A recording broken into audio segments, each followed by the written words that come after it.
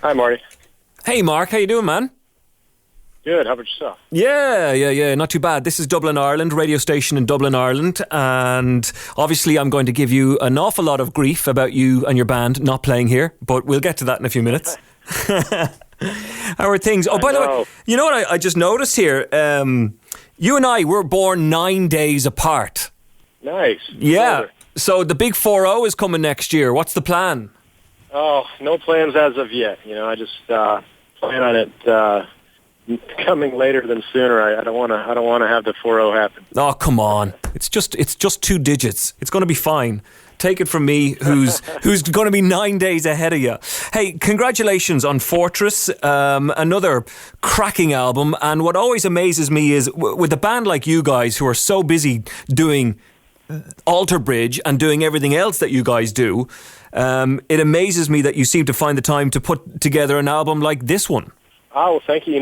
We're just continually writing, and when we finish one album, we're starting to work on the next one already. So,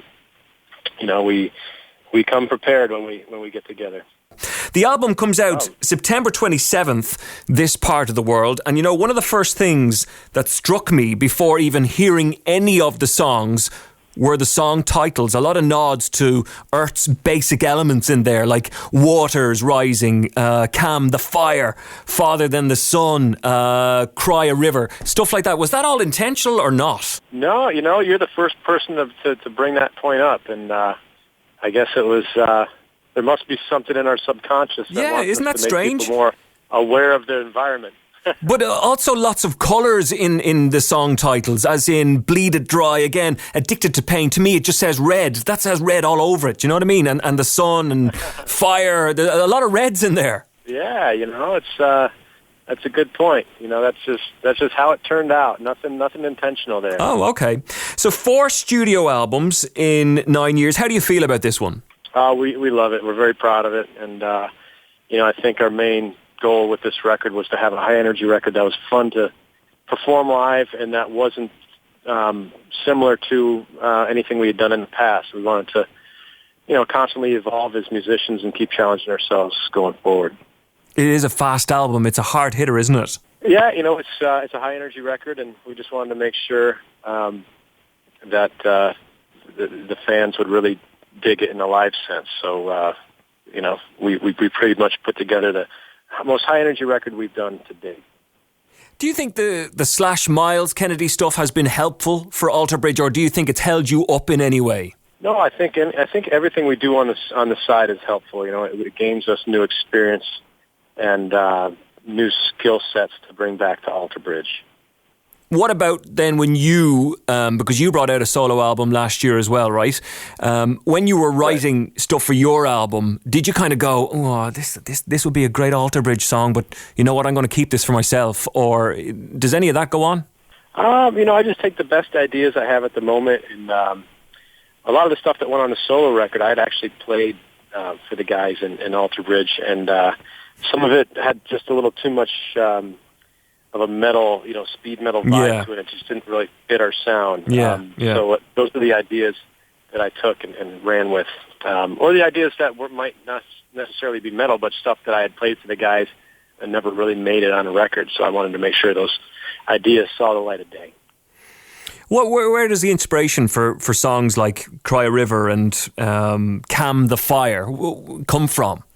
Calm the Fire was a song about just how disgusting prejudice is, and I think what happened was Miles had stumbled upon I think he was doing lyrics one day and typed in a phrase, and it pulled up some crazy website of just this horrible site of people just showing how disgusting some human beings can be, and that song was pretty much about expressing the disgust in that in prejudice. What's your favourite song on this album now? I'm big into the opening track, Cry of Achilles. I love that, and Lover. Love both of them, actually. Yeah, Cry of Achilles is one of my tops, for sure. I think, I probably have 4 or 5 favorites. I'd say Cry of Achilles, Fortress, Pieces Broken, Bleed It Dry, and any given day I might tell you a different answer. Yeah, sure. I know it would depend on your mood. I'm not even sure, to be honest, that I got the album in the proper order, because we got like a stream of it to have a listen to before it officially comes out. But is Cry of Achilles the opening track? It is. Oh, okay. It is. Excellent. It's the opening of the record. Yeah, cool. You know, when Creed called it a day, were you sort of thinking, right, that's it now, I've had my shot, and then Alterbridge happened. Was there ever a time where you were kind of doubting things a little bit?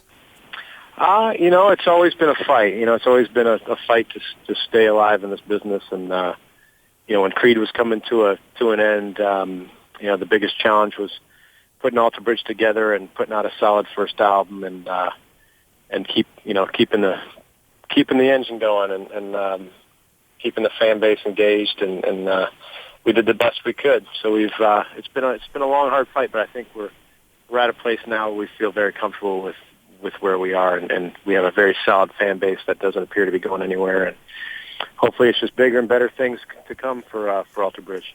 Well, as we said, 4 albums down the line in 9 years. That's a fairly high turnover. Of course, the obvious question. You're doing the UK. You're going to be a stone's throw away from us. Why are you not coming to see us in Ireland? You know what? We've brought it up many, many, many times to our agents, and it's always a routing issue. It's always getting over there and getting all the gear over there. And stupid island we live on. I know, it's just living on an island. Limits. But if it comes to it next time, we've made such a big deal about it, and Miles has been there with Slash and said that there's just tons of Alterbridge fans there, and damn right there is. You know what? We'll probably just rent gear next time and just come over there on rental gear and just. Hey, look, I know people. I know people. We can get the gear together, no problem. You know. There you go. All right, man. We'll forego all the shipping and just rent some stuff. Good on you. And nice one on the artwork as well. You kept it in the family. That's your brother who did the artwork for the new album, Fortress. Yes. He's done all of our artwork, and he does a great job. And it's very stark, isn't it? Yeah, I think that's what we wanted to do. We were first thinking of castle images, and I think the fans were thinking the same thing. But we wanted to do something that wasn't so literal and make it fit the meaning of the song. Yeah, and that's kind of what we came up with. All right, man. Well, continued success. We do hope to see Alterbridge over here someday soon, because Miles has been over loads. It's just you guys that haven't bothered coming with him. Well, we would love to. Listen, thank you so much for your time. Happy birthday in advance, and have a good tour of the UK. All right, man? Appreciate it. You take care. Hope to see you soon. Thanks for your time.